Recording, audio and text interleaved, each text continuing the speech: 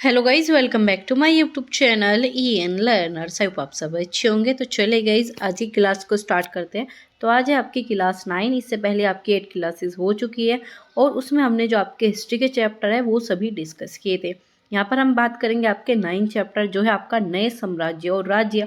इसके अलावा आपके यहाँ पर पॉलिटी की कंप्लीट क्लासेस हो चुकी है, जिसमें हमने 6 क्लास की NCERT कंप्लीट कर चुके हैं। तो आप जाकर प्रीवियस क्लासेस चेक कर लेना, मोस्ट इंपॉर्टेंट है आप सभी के लिए। यहाँ पर बात करते हैं आपका अरविंद राजा बना। कोई भी चैप्टर स्टार्ट करने से पहले आपको यहाँ पर एक शॉर्ट स्टोरी दी जाती है ताकि बच्चे उस चीज़ से रिलेट कर पाए। तो यहाँ पर क्या, अरविंद अपने स्कूल में खेले जाने वाले नाटक में राजा की भूमिका अदा करने के लिए चुना गया। तो यहाँ पर क्या हुआ, उसने सोचा कि उसे शाही वेशभूषा, मूंछों पर ताव देते हुए, रूप पहले कागज पर लिपटी तलवार शान से पकड़े हुए आपके चहलकदमी करेगा। जरा सोचो उसे कितनी हैरानी हुई जब उसे बताया गया कि उसे बैठकर वीणा भी बजानी है, कविता का पाठ भी करना है।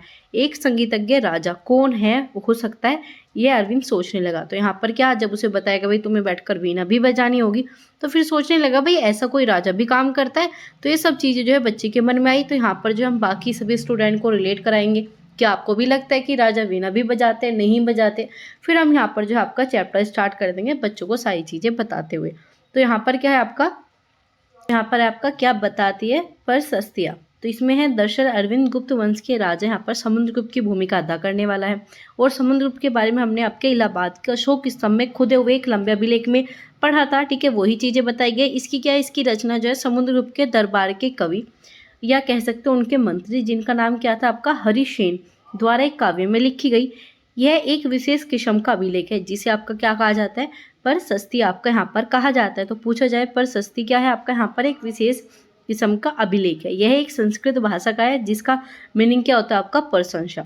ठीक है, इसी प्रकार यहाँ पर बताया। इसे लिखने का चरण जो है पहले भी था, लेकिन हमने अध्याय 8 में पढ़ा गौतमी पुत्र आपका श्री सतकर्णी की प्रशस्ति के बारे में हमने पढ़ा। तो उसमें क्या था आपका, गुप्त काल में इसका महत्व और अधिक बढ़ गया। ये चीज़ें पहले भी थी लेकिन गुप्त काल में इसका महत्व और ज़्यादा बढ़ा। आगे चलते हैं। पर आपका समुद्रगुप्त की प्रशस्ति इसमें है, आओ देखें। समुद्रगुप्त की प्रशस्ति में हमें बताती है कि कवि ने इसमें राजा के एक अयोध्या तथा एक अयोध्या को जीतने वाले राजा, विद्वान, उत्कृष्ट कवि से भरपूर प्रशंसा की है। और इसमें ईश्वर के बारे में भी बताया गया। यहाँ पर क्या है आपका, प्रशस्ति में लंबे लंबे वाक्य दिए गए हैं और वहाँ पर जो है एक वाक्य का अंश भी दिया गया है। यहाँ पर जो आपका एक एग्जाम्पल भी दिया गया। इसमें क्या है आपका, योद्धा समुद्रगुप्त, जिसका शरीर युद्ध के मैदान में कुठारों, कुल्हाड़ी, तीरों, भालों, आपके बरजों, तलवारों तथा लोहे की गदाओं, नुकीले तीरों तथा अन्य सैकड़ों हथियारों में लगे घाव के दाग से भरे होने के कारण अत्यंत सुंदर दिखता है।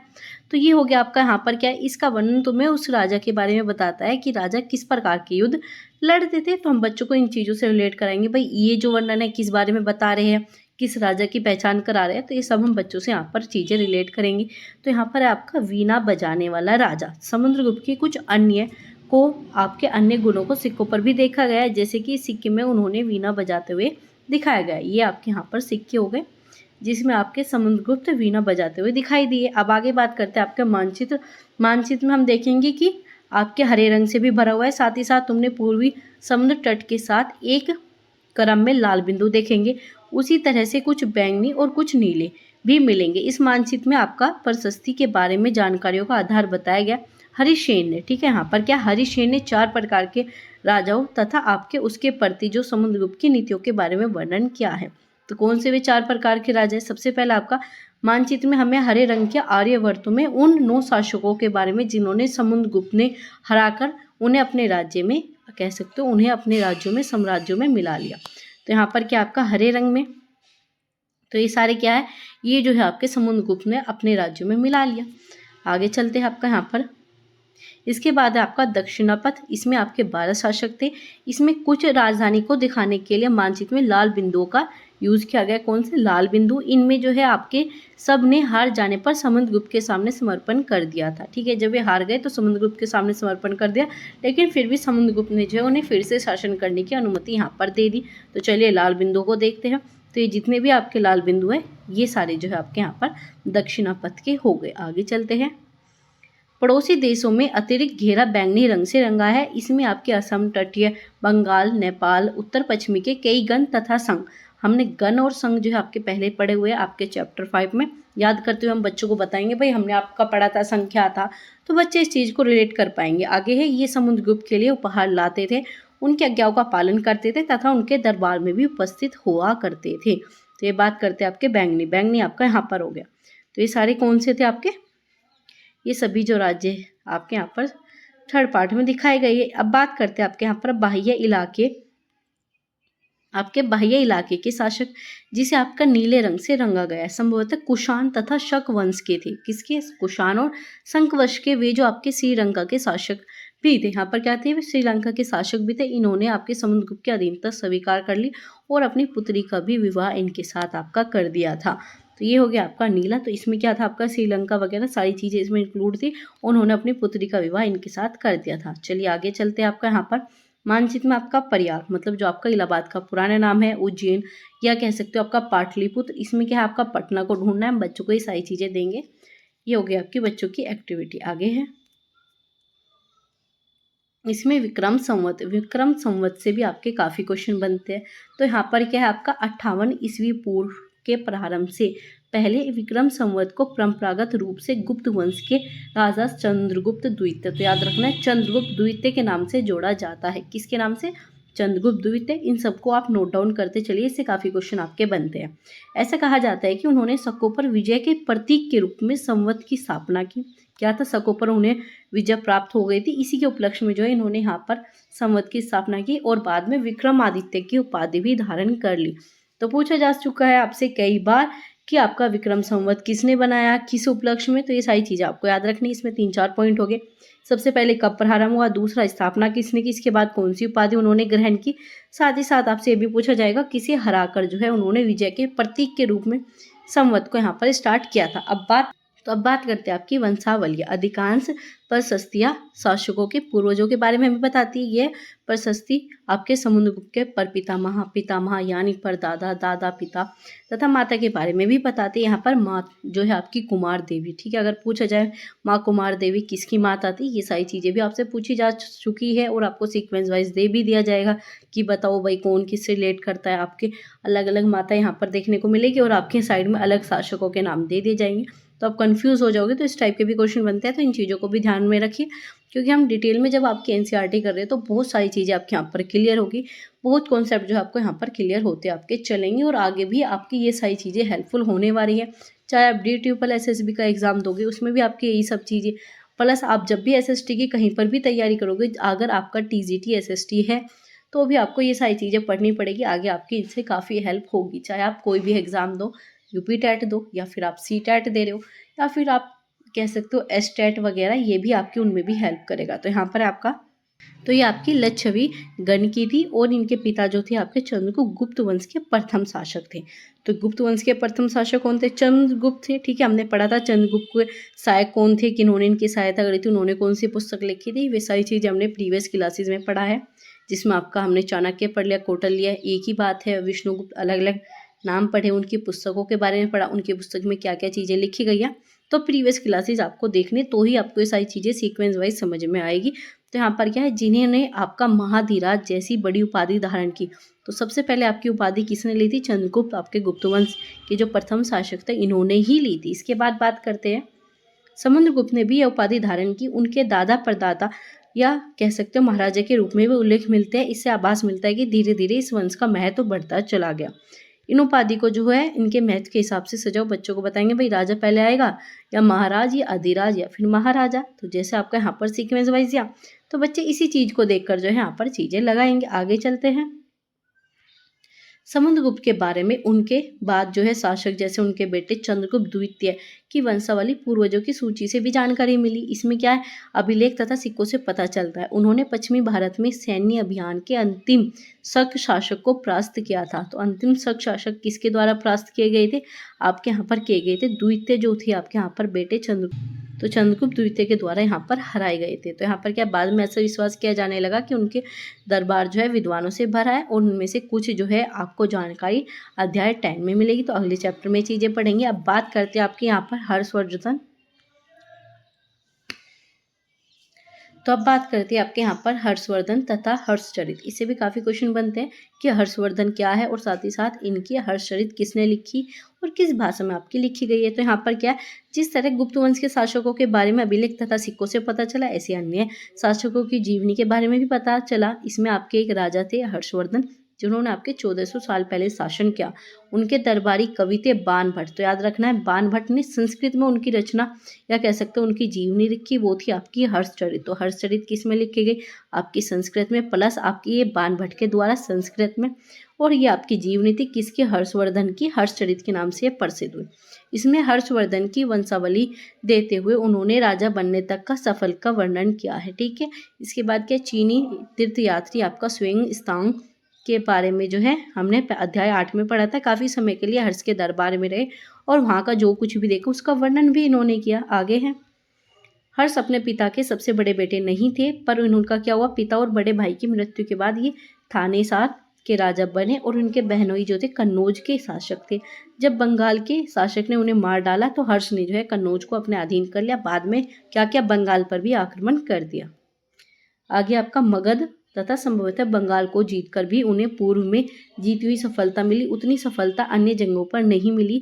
जब उन्होंने नर्मदा नदी को पार कर दक्कन की ओर आगे बढ़ने की कोशिश की, तब चालुक्य नरेश पुलकेशिन द्वितीय ने उन्हें रोक दिया। तो ये सारी चीज़ें उनके साथ हुई। अब यहाँ पर हम बच्चों को एक्टिविटी देंगे। भाई आपको क्या करना है, भारत का राजनीतिक मानचित्र देखो, उसमें सूची बनाओ, हर्षवर्धन ने कहाँ बंगाल नर्मदा नदी तक किन किन राज्यों के होकर वो सब चीज़ें गुजरे। तो हम बच्चों के एक्टिविटी देंगे। आगे है आपका यहाँ पर पालव, चालुक्य तथा पुलकेशिन द्वितीय की प्रशस्तियाँ। तो इसमें क्या है, इस काल में पालव तथा चालुक्य दक्षिण भारत के सबसे महत्वपूर्ण राजवंश थे। क्या थे, सबसे महत्वपूर्ण राजवंश थे। और इसमें पालवों का राज्य उनकी राजधानी कांचीपुरम के आसपास के क्षेत्रों से लेकर आपका कावेरी नदी के डेल्टा तक फैला हुआ था। तो याद रखना है, कहाँ से उनकी राजधानी क्या थी, कांचीपुरम से लेकर आपकी यहाँ पर कावेरी नदी के डेल्टा तक फैला था पल्लवों का। और आपकी चालुक्य का राज्य कृष्णा तथा तुंगभद्रा नदियों के बीच में स्थित था। और इनकी राजधानी क्या थी, आपकी ऐहोल। तो ऐहोल किसकी राजधानी थी, चालुक्य की। याद रखना है,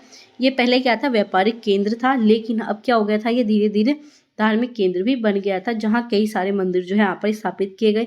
आगे बात है, पल्लव तथा चालुक्य एक दूसरे की सीमाओं पर अतिक्रमण करते थे। मुख्य रूप से राजधानी को निशाना बनाया जाता था, जो समृद्ध शहर थे। पुलकेशिन द्वितीय सबसे पहले जो है प्रसिद्ध चालुक्य राजा माने जाते थे।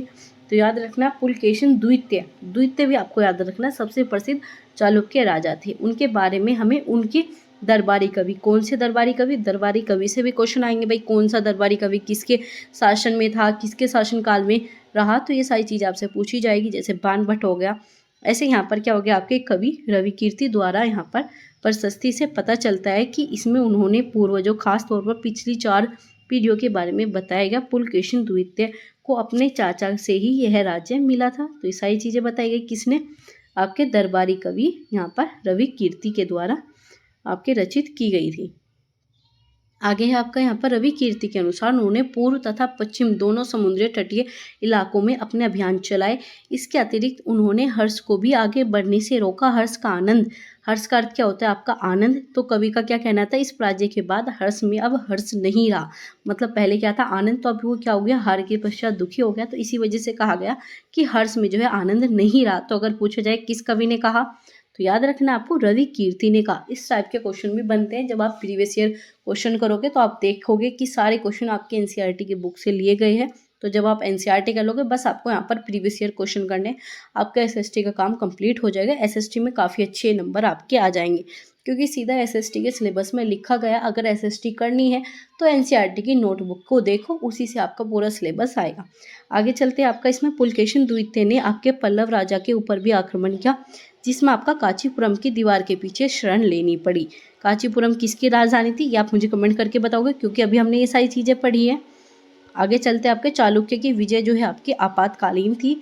लड़ाई में दोनों वंश दुर्बल होते गए और पल्लव तथा चालुक्य को अंततः राष्ट्रकूट तथा आपका यहाँ पर कह सकते हो चोल वंश ने समाप्त कर दिया। इसके बारे में हम अध्याय जो है आपको यहाँ पर कक्षा 7 में ये सारे चैप्टर पढ़ेंगे। तो यहाँ पर हम बच्चों को एक्टिविटी देंगे। भाई बताओ वे कौन से अन्य शासक थे जो तटों पर नियंत्रण करना चाहते थे। अध्याय 8 में देखो, अध्याय 8 में हमने ये सारी चीज़ें पढ़ी है। तो इसे क्या करेंगे, इससे बच्चे सारे चैप्टर को आपस में रिलेट करेंगे। भाई ये चीज़ें तो हमने उस चैप्टर में पढ़ी थी, ये वाली हम यहाँ पर पढ़ रहे हैं, तो आपस में सारी चीज़ों को यहाँ पर बच्चे कंबाइंड करेंगे, चीज़ों को समझेंगे। इसी प्रकार से हमें बच्चों को पढ़ाना है। पेडागोजिकल चीज़ों में यही पूछा जाता है कि आप एसएसटी को किस तरीके से बच्चों को पढ़ाओगे ताकि वो अच्छे से पढ़ पाए। तो एक तो सबसे ज़रूरी यही हो गया कि सभी चैप्टर को आपस में रिलेट करोगे, उनके वास्तविक जीवन से भी जोड़ोगे, उन्हें इस तरीके से चैप्टर पढ़ाओगे उनके समझ में भी आए और उनकी थिंकिंग भी डेवलप हो। तो यही सब चीज़ें आपके यहाँ पर रहती है। आगे चलते हैं, इन राज्यों का प्रशासन कैसे चलता है। पहले के राजाओं की तरह ये राजा भी क्या करते थे, भूमि कर को सबसे महत्वपूर्ण माना गया। प्रशासन की प्रथम इकाई जो है गांव होते हैं। तो पूछा जाए प्रशासन की प्रथम इकाई कौन है, गांव। इससे भी क्वेश्चन बनते हैं। लेकिन धीरे धीरे कई अन्य बदलाव हुए। राजा की आर्थिक, सामाजिक, राजनीतिक तथा सैन्य शक्ति रखने वाले लोगों का समर्थन जुटाने के लिए कई कदम उठाएगा। उदाहरण के तौर पर क्या है, यहाँ पर क्या है, कुछ महत्वपूर्ण प्रशासकीय पद अनुवांशिक बन गए, अर्थात बेटे अपने पिता के पद पाते थे। जैसे कि कवि हरिसेन अपने पिता की तरह महान दंडनायक अर्थात मुख्य न्यायाधीश अधिकारी थे। तो क्या हो गए, वे मुख्य न्याय अधिकारी थे। क्यों, क्योंकि उनके पिता भी इसी पद पर थे। तो ये क्या हो गया, आपके अनुवांशिक पद बन गए। आगे चलते हैं, कभी कभी एक ही व्यक्ति को कई पदों पर भी यहाँ पर कार्य मिलता था। जैसे कि हरिसेन क्या थे, महान दंड नायक, जिसे क्या बोला जाता है, मुख्य न्याय अधिकारी। ये भी क्वेश्चन बन सकता है कि महान दंड नायक कौन थे, हरिसेन थे, किसका पद मिला था। इस टाइप के क्वेश्चन आपके बन जाएंगे। तो इसमें क्या आपके इनके साथ साथ होने के साथ ये क्या थे, आपके कुमार मात्या अर्थात एक महत्वपूर्ण मंत्री भी थे, और आपका यहाँ पर सिंधी विग्रहिक अर्थात आपका युद्ध और शांति के विषयों का भी मंत्री था। तो इस टाइप की चीज़ें हो गई। आगे चलते हैं, आपका संभवतः वहाँ के स्थानीय प्रशासन के प्रमुख व्यक्तियों का बहुत बोलबाला था। इसमें आपका नगर श्रेष्ठ यानी मुख्य बैंकर, क्या नगर श्रेष्ठ यानी मुख्य बैंकर। पूछा जाए नगर श्रेष्ठ क्या है, इसका मतलब क्या क्या, मुख्य बैंकर या फिर शहर का व्यापारी। सार्थक वह यानी व्यापारियों के काफिले का नेता। तो पूछा जाए सार्थक वह क्या था, व्यापारियों के काफिले का नेता। प्रथम कुलिक क्या मतलब, मुख्य शिल्पकार, और आपका कायस्थानों यानी लिपिकों के प्रधान जैसे लोग होते थे। तो ये सारी चीज़ें आपके यहाँ पर होती थी। आगे है आपका, इस तरह की नीतियाँ कुछ हद तक प्रभावशाली होती थी, पर समय के साथ साथ इसमें कुछ व्यक्ति इतने अधिक शक्तिशाली हो गए कि वे अपने आप को क्या कर देते थे, स्वतंत्र राज्य स्थापित कर लेते थे। जब भी राजा आपका दिखा कि कमज़ोर पड़ रहा है तो वे खुद को अपने आप को स्वतंत्र बता देते थे। आगे चलते हैं, सोचकर बताओ कि अफसरों का पद अनुवांशिक कर देने में क्या क्या फ़ायदे होते थे, क्या क्या नुकसान। तो हम बच्चों की यहाँ पर क्रिटिकल थिंकिंग डेवलप करेंगे। पूछेंगे भाई ये बताओ अगर ये चीज़ ऐसी होती थी तो क्यों होती थी, इसके फ़ायदे क्या है, नुकसान क्या है। तो चैप्टर के साथ ये सारी चीज़ें हम बच्चों से पूछेंगे, बच्चों को चैप्टर के साथ रिलेट करना सिखाएंगे। आगे है, एक नए प्रकार की सेना। कुछ राजा अभी भी पुराने राजाओं की तरह सुसंगठित सेना रखते थे, जैसे कि हाथी, रथ, घुड़सवार, पैदल या फिर सिपाही होते थे। इसमें क्या होता था, साथ ही साथ कुछ सेना नायक भी होते थे जो आवश्यकता पड़ने पर राजा को सैनिक सहायता भी देते थे। इन सैनिक नायकों का कोई नियमित वेतन नहीं था, लेकिन बदले में कुछ भूमि दान दिया जाता था, जिसके बेस पर क्या करते थे, भूमि से कर वसूलते थे, जिससे वो अपनी सेना तथा घोड़ों की देखभाल करते थे। साथ ही साथ वे युद्ध के लिए भी हथियार जुटाते थे। तो इस प्रकार से होता था। इन्हें क्या कहा जाता था, इन व्यक्ति को आपका सामंत कहलाते थे। तो याद रखना है सामंत क्या है। सामंत आपके ऐसे आप कह सकते हो यहाँ पर सेना नायक थे जो कि राजा की हेल्प करते थे। उन्हें वेतन नहीं मिलता था, उन्हें सिर्फ भूमि का पार्ट दिया जाता था, भूमि दान में दी जाती थी, और उसी से जो है वो अपना कर वसूल करते थे और बाकी सारी चीज़ें जो यहाँ पर काम करते थे। तो इस प्रकार के जो थे आपके व्यक्ति सामंत कहलाते थे। यहाँ पर जब भी राजा का शासन जो है दुर्बल होता था तो वे अपने आप को स्वतंत्र घोषित कर देते थे। तो यही सब चीज़ आपकी होती आई है कि जहाँ पर भी कोई व्यक्ति कमज़ोर दिखता है वहाँ पर कोई आपका कह सकते हो स्वतंत्र अपने आप को घोषित कर देता है कि भाई यहाँ के राजा तो अब हम हो गए, क्योंकि राजा में अब इतनी शक्ति नहीं बची जो उन्हें हरा सके। तो वही सब चीज़ें थी। यहाँ पर सामंत के साथ भी सामंत जो आपके आपको यहाँ पर स्वतंत्र घोषित करने का यहाँ पर कोशिश करते थे। अब बात करते हैं आपके दक्षिण के राजाओं में सभाएं। पल्लवों के अभिलेख में हमने कई संस्थानीय सभाओं के बारे में पढ़ा। स्थानीय इनमें से एक था आपका ब्राह्मण भूस्वामी तथा संगठन, जिसे सभा कहते थे। याद रखना है, सभा हमने पहले भी पढ़ी है, लेकिन यहाँ पर सभा का मतलब क्या है, आपका ब्राह्मण भूस्वामियों का संगठन ही सभा होता है। वे सभाएं उप समितियों के जरिए सिंचाई, खेतीबाड़ी से जुड़े विभिन्न काम जैसे सड़क निर्माण, स्थानीय मंदिरों की देखरेख आदि का काम करती थी। इन इलाकों में भूस्वामी ब्राह्मण नहीं थे। क्या था, भूस्वामी ब्राह्मण नहीं होते थे। वहाँ पर उर नामक गाँव सभा में होने की बात कही गई है। क्या जिन इलाकों में आपके भूस्वामी ब्राह्मण नहीं थे वहाँ पर उर नामक गांव में जो है सभा होने की बात की गई। इसमें आपके नगरम व्यापारी के एक संगठन का नाम भी था। क्या था आपके व्यापारी के संगठन का नाम? नगरम व्यापारियों के संगठन था। यहाँ पर इनमें सभाओं में धनी तथा शक्तिशाली भूस्वामी व्यापारियों का नियंत्रण था। इसमें बहुत सी स्थानीय सभाएं शताब्दियों तक काम करती थी। ठीक है, ये सारी चीजें हो गई। आगे है आपका यहाँ पर, उस जमाने में लोग जनसाधारण में जीवन की थोड़ी बहुत झलक जो हमें नाटकों तथा अन्य स्रोतों में मिली है। तो चलिए कुछ उदाहरण देखते हैं। तो इसमें क्या है आपका कालिदास। कालिदास से काफ़ी क्वेश्चन बनते हैं, तो याद रखना है कालिदास ने अपने नाटकों में राज दरबार के चित्रण का वर्णन करने के लिए क्या थे, फेमस थे, प्रसिद्ध थे। इन नाटकों में सबसे रोचक बात ये थी कि इन्होंने राजा और आपके अधिकांश ब्राह्मण को संस्कृत बोलते हुए दिखाया गया। अगर पूछा जाए राजा तथा ब्राह्मणों की कौन सी भाषा होती थी, तो संस्कृत, और बाकी अन्य जो आपके लोग होते थे या कह सकते हो जनता होती थी, उनकी जो आपकी भाषा होती थी वो आपकी प्राकृत होती थी। प्राकृत के बारे में हमने पहले भी पढ़ा। प्राकृत में आपकी क्यों भाषा में बोले जाते थे, क्यों सारे उपदेश आपके प्राकृत में दिए जाते थे। तो जाकर प्रीवियस क्लासेस चेक करना, उससे आपका यहाँ पर एक एक पॉइंट जो है क्लियर हो जाएगा प्राकृत को लेकर। प्राकृत से काफ़ी चीज़ें आपकी पूछी भी जाती है। तो यहाँ पर क्या है आपका, इनका सबसे प्रसिद्ध नाटक क्या था आपका, अभिज्ञान शकुंतलम आपका इनका सबसे प्रसिद्ध नाटक था, जिसमें आपका दुष्यंत एक राजा था और आपकी शकुंतला जो थी एक युवती थी, जिसकी प्रेम कहानी का वर्णन है।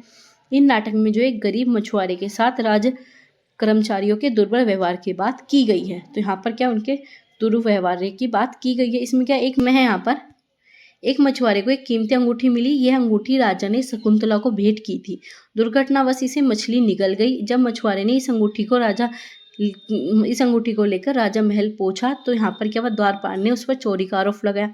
मुख्य पुलिस अधिकारी भी उसके साथ बहुत बुरी तरह पेश आए। राजा उस अंगूठी को देखकर खुश हो गए और मछुआरे को इनाम दिया। तो पुलिस वाला तथा द्वारपाल ने मछुआरे से इनाम का कुछ हिस्सा हड़पने के लिए उसे शराब खाने ले चल पड़े। तो यहाँ पर भी क्या, जो उसे इनाम मिला उसे भी हड़पने के लिए। तो यहाँ पर क्या बताया गया, अगर आज किसी गरीब व्यक्ति को कुछ मिलता है और वह पुलिस में खबर करता है और उसके साथ इस प्रकार का बर्ताव किया जाएगा तो क्या वो सही है। हम बच्चों से सारी चीज़ें पूछेंगे, भाई बताओ अगर इस तरीके की कोई घटना होती है और पुलिस वाले इस तरह का बर्ताव करें तो क्या वो सही है। तो बच्चे बताएंगे इसमें अपने अपने, यहाँ पर वो अपने व्यू रखेंगे, अपने पॉइंट रखेंगे। सब बच्चों के आपके अलग अलग यहाँ पर विचार देखने को मिलेंगे।